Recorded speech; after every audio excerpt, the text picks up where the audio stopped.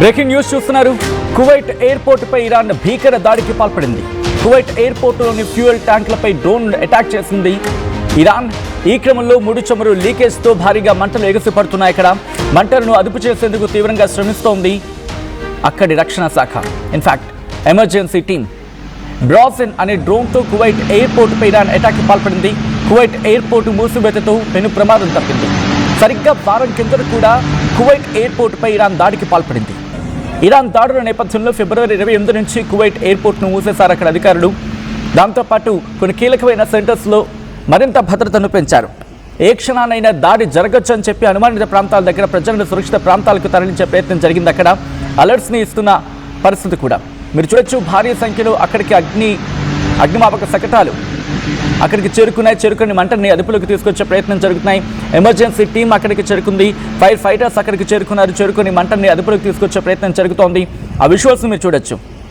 Iran ఎందుకు వాటిని target చేసింది? ఇక్కడ ప్రధానంగా చెప్పే మాట ఏంటంటే యుఎస్ మిలిటరీ బేస్ ప్రెసెన్స్. కువైట్లో పెద్ద యుఎస్ బేస్ ఉన్నాయి. యుఎస్ ఎక్కడుంటే అక్కడే దాడి చేస్తామంటూ ఇరాన్ లాజికల్గా చెప్పే ప్రయత్నం చేస్తోంది. మరి ముఖ్యంగా కువైట్ ఒక మేజర్ ఆయిల్ ఎక్స్పోర్టర్. టార్గెట్ చేస్తే ప్రపంచ ఆయిల్ మార్కెట్ డిస్టర్బ్ అవుతుంది. యుఎస్ అలైస్ మీద ఒత్తిడి పెరుగుతుంది. గల్ఫ్ కంట్రీస్కి వార్నింగ్ ఇచ్చినట్టు ఉంటుంది.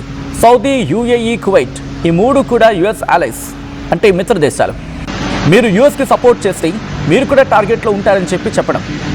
అండ్ డైరెక్ట్ యుఎస్ టెరిటరీ మీద అటాక్ చేయలేక గల్ఫ్ బేసెస్ ఇన్ఫ్రాస్ట్రక్చర్పై ఇండైరెక్ట్ వార్, ప్రాక్సీ వార్ అనుకోవచ్చు, లేకపోతే అసిమెట్రిక్ వార్ కింద మాట్లాడుకోవచ్చు ఇరాన్ జరుపుతున్న దాడులని. Kuwait oil exports mostly shipping disturb అవుతూ ఉంటుంది. అంటే ఈ ఆయిల్ ఎక్స్పోర్ట్స్ మీద కనుక దాడి చేస్తే అండ్ గ్లోబల్ ట్రేడ్ ఇంపాక్ట్ పడుతుంది. సో అందుకనే గత కొద్ది రోజులుగా దాడులు జరుపుతూ ఉంది.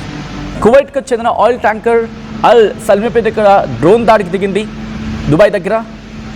దీంతో ఫైర్ అక్కడ అంటుకున్నప్పటికీ కూడా ఆయిల్ స్పిల్ అనేది పెను ప్రమాదం తప్పింది. మీరు చూస్తే ఎప్పుడైతే ఇస్ఫహాన్ మీద ఇరాన్కి సంబంధించి ఇస్ఫహాన్ అక్కడ దాడి చేసిందో అమెరికా మరింత లోతుగా B-2 బాంబర్స్ని మళ్ళీ రంగంలోకి దించింది. భారీ అటాక్కి దిగిందని చెప్పి మాట్లాడుకునే క్రమం నిన్న.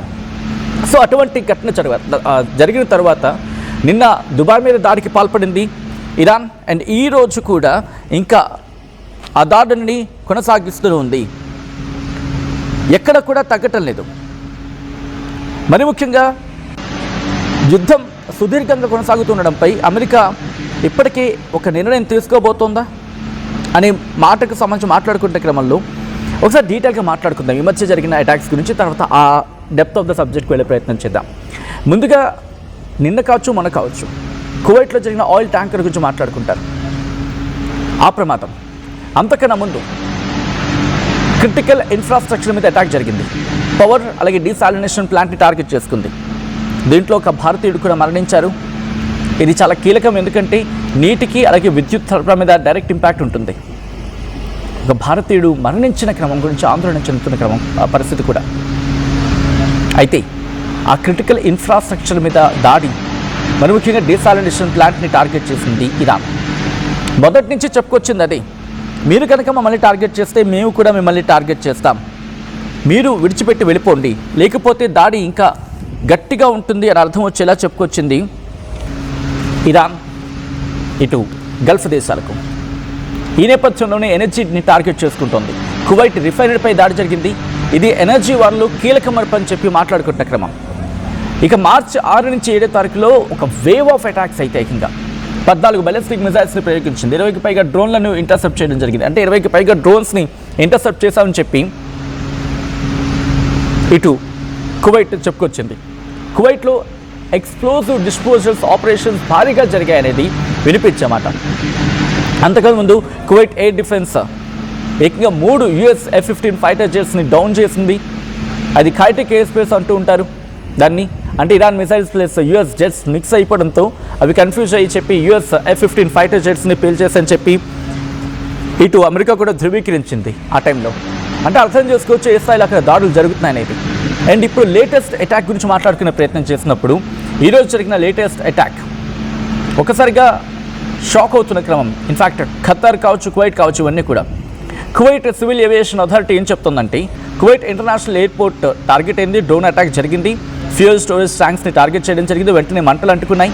అయితే ఎవరికీ గాయాలు కాలేదు. Abdullah Al Razi official spokesperson civil aviation authority నుంచి ఆయన మాట్లాడుకొచ్చారు.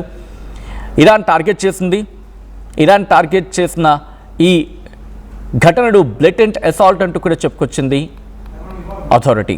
ఇంకా ఏముంటుంది, డ్రోన్స్ అనేవి ఫ్యూయల్ ట్యాంక్స్ని Kuwait aviation fuel company KAFCO దానికి చెందిన వాటిని టార్గెట్ చేసిందంటూ కూడా చెప్పుకొచ్చింది civil aviation authority Kuwait.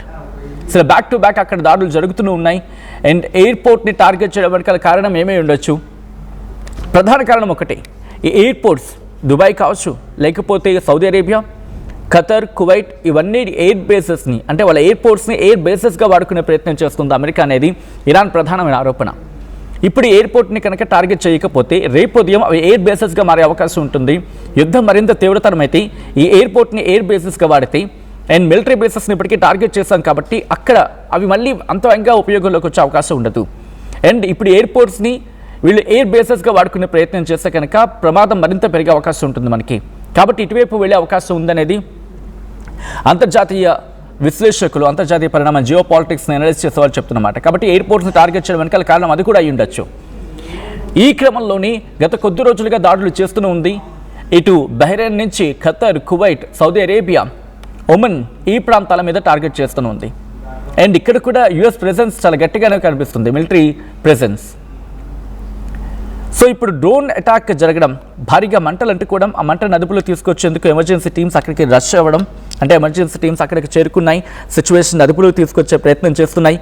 Preliminary reports ఏం చెప్తున్నాయంటే డ్యామేజ్ చాలా తక్కువ అయినప్పటికీ కూడా మెటీరియల్ లాస్ అనేది చాలా గట్టిగా జరిగింది. ఆ ఇంపాక్ట్ ఇన్సిడెంట్కి సంబంధించి వాటిని ఎవాల్యుయేషన్ చేసేందుకు అక్కడికి అథారిటీస్ చేరుకోవడం జరుగుతోంది. పూర్తి స్థాయిలో ఇన్వెస్టిగేషన్ జరుపుతున్నాము అని చెప్పి వాళ్ళు చెప్తూ ఉన్నారు. అమెరికా జరిపిన దాడుల గురించి ఇరాన్ ఇక్కడ కోట్ చేయడం జరుగుతోంది.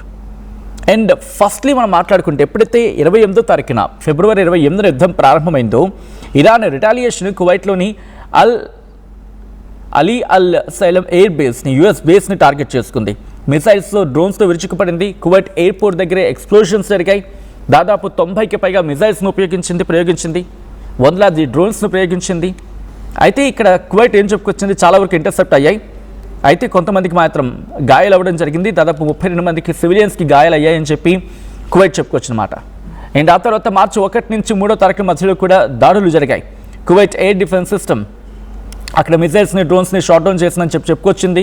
గల్ఫ్ మొత్తం మీద కోఆర్డినేటెడ్ అటాక్స్ కొనసాగాయని చెప్పి ఆ క్రమంలో ఇంటర్నేషనల్ మీడియా కోట్ చేసింది. యుఎస్ ఫెసిలిటీస్ ఉన్న ప్రాంతాలపై రిపీటెడ్గా దాడులు జరిగాయి మార్చి మొదటి వారంలో. ఈ క్రమంలోని అమెరికాకు చెందిన 3 యుఎస్ F-15 ఫైటర్ జెట్స్ని పేల్చేయడం జరిగింది కువైట్. అది ఫ్రెండ్లీ వార్ ఏదో అంటూ ఉంటారు దాన్ని.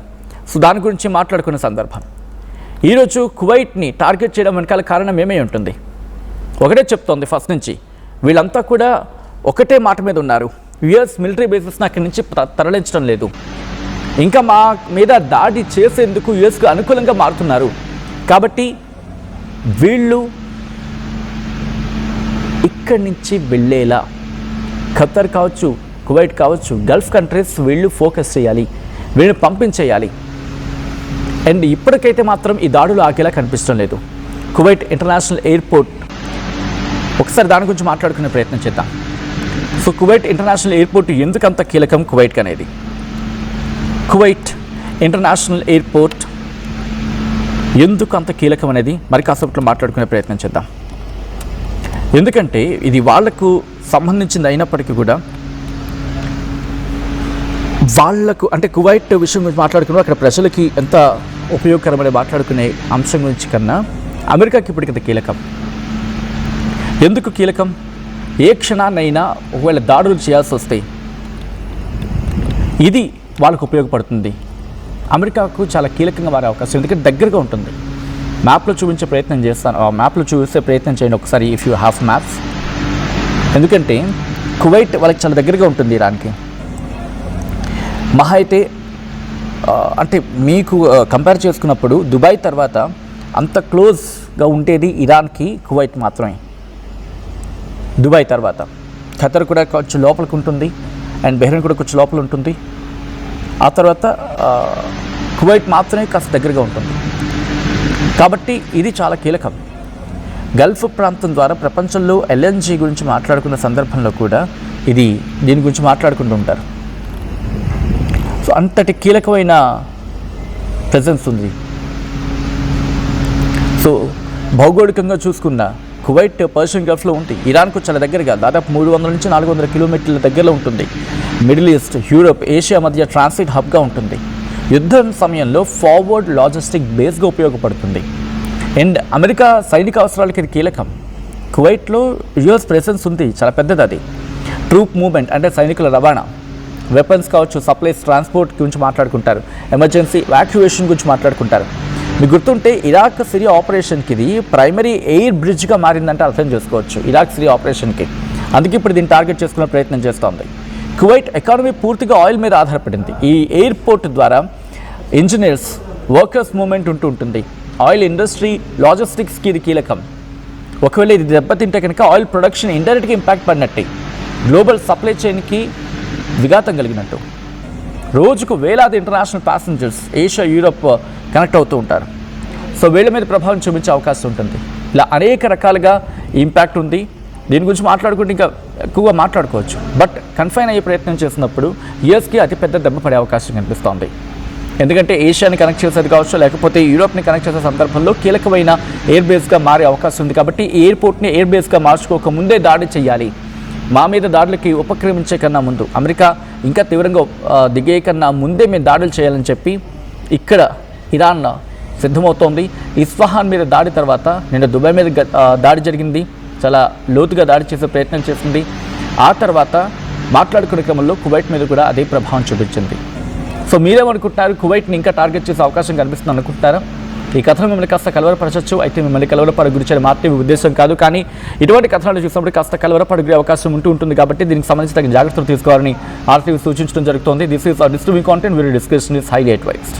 మీరేమనుకుంటున్నారు? కామెంట్ చేసే ప్రయత్నం చేయండి.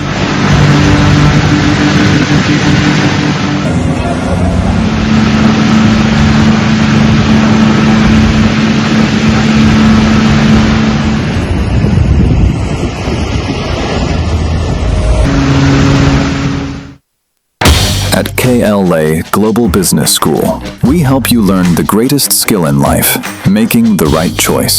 KL Global Business School.